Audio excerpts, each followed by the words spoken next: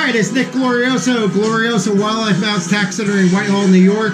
Part 2 of this huge bull elk from Montana, Mr. Fish's bull elk, on a gorgeous Tom Weickum semi-sneak offset shoulder mannequin.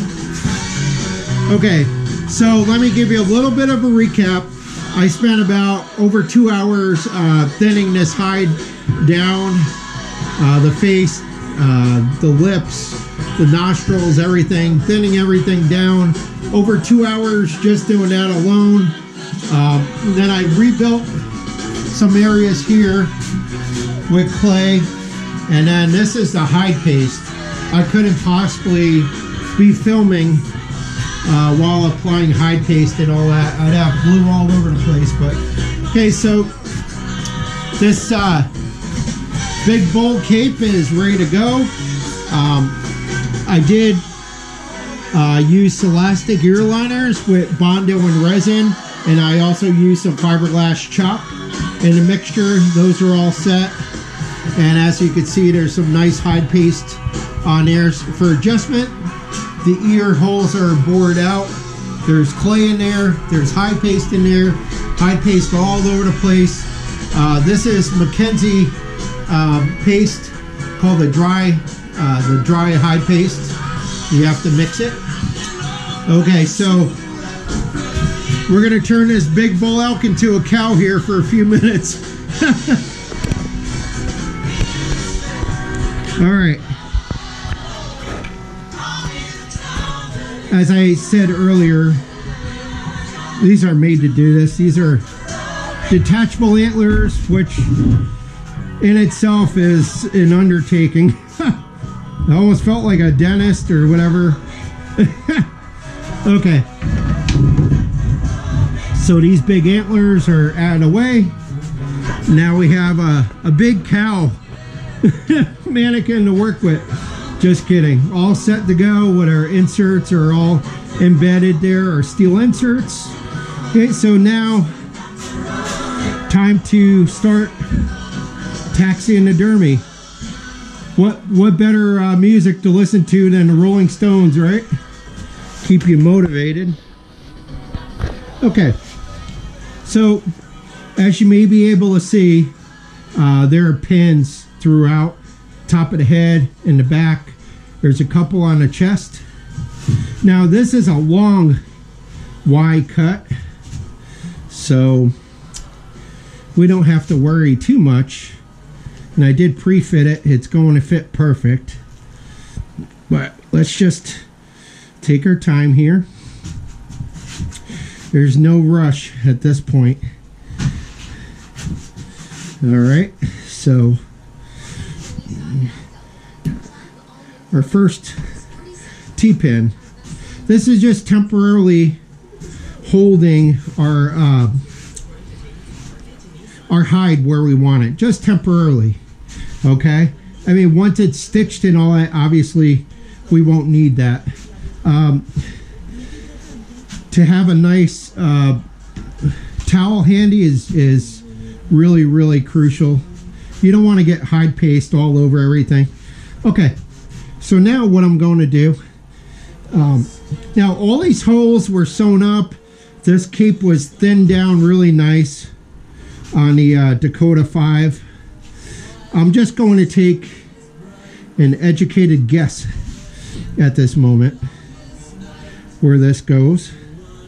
Of course, we can adjust this and just put a pin there, okay? We're just trying to get this skin close to where it goes at this moment. That's all we're trying to do, okay? So this side here, just go the middle there, and then this is the back. You could tell this is the back of the hide. It's darker. Here's another pin there, okay? So I did pre-fit this mannequin, and then I fleshed it even thinner, so it did fit perfect even before I thinned it out even more. Fit perfect. So now we'll have even more stretch, okay? So These are the ear openings here. Again, we don't have to go crazy on any of this right now. If you like to, you just try to put your ears in somewhat a position that they're going to be in. Okay. I have tons of these pins. I actually bought them on eBay. It's just piles of these pins, which work awesome. Okay, so we could see that this is the cut here for the burr, and that's matching that. Okay, so I'm going to pull this skin here and pop a pin. Okay. Again, right now we are just getting things lined out, lined up, lined out. People call it different things, but the biggest thing right now is try to keep the hide paste on the animal, okay, and not all over your hair.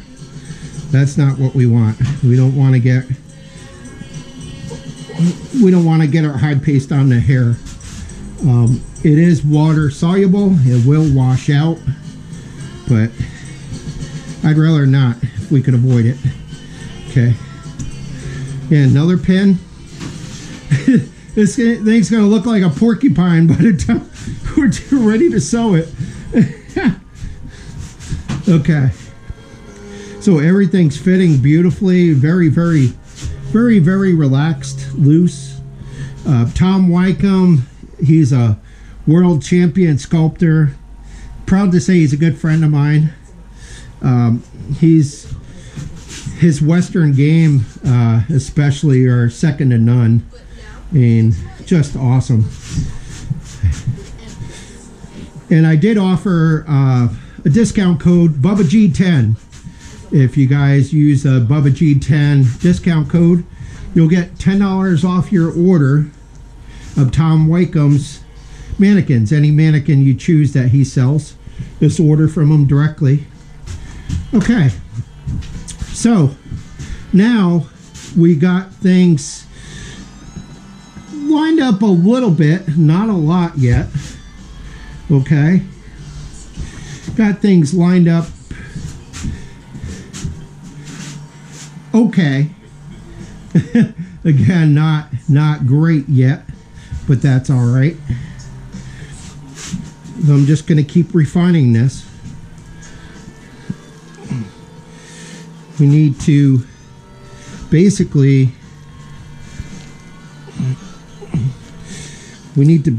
place this skin where it goes, and then after that we can either start our sewing.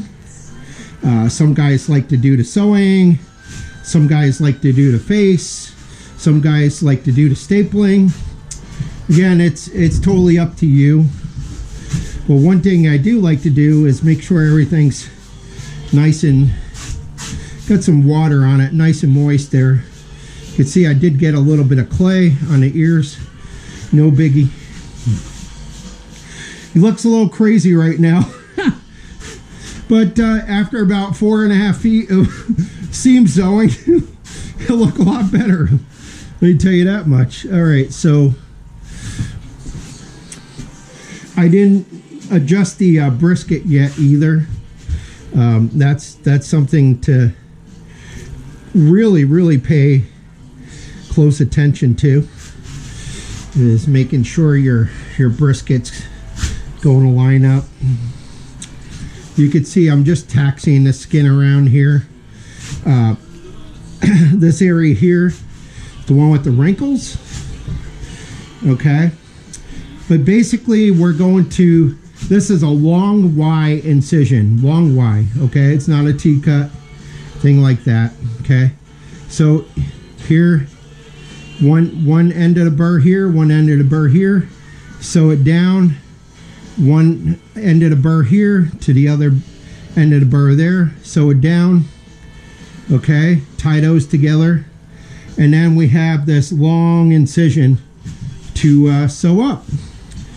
I'm just going to show you what I use. I'm not going to bore you. I didn't bore anybody with placing the clay in the ear skin or putting the hide paste on. Not very exciting. It's just you got to do it, and you got to do it in proportionate and correctly, so it looks realistic. Okay.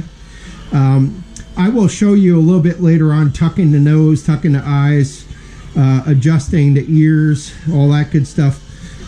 But this is B50 bowstring, and what I like to do, the good thing about using bowstring, it's waxed. They basically sell it as waxed cape thread. Now this is a 3-inch cutter needle. The others are 5-inch. I try my best to use the smaller needle if possible. Now, depending on how good of a job you did, thinning out your cape will really help you. So, okay. So basically, here we go. I'll show you a couple, maybe a minute or two of what we're doing here. And then it's just going to be a baseball stitch, just like a baseball, back and forth, back and forth.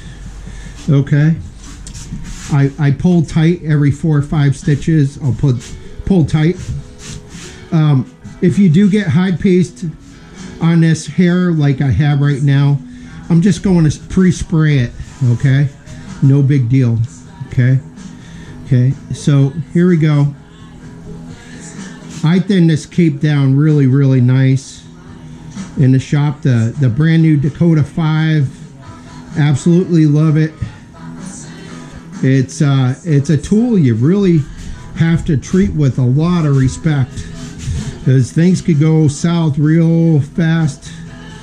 Not a good thing there. All right.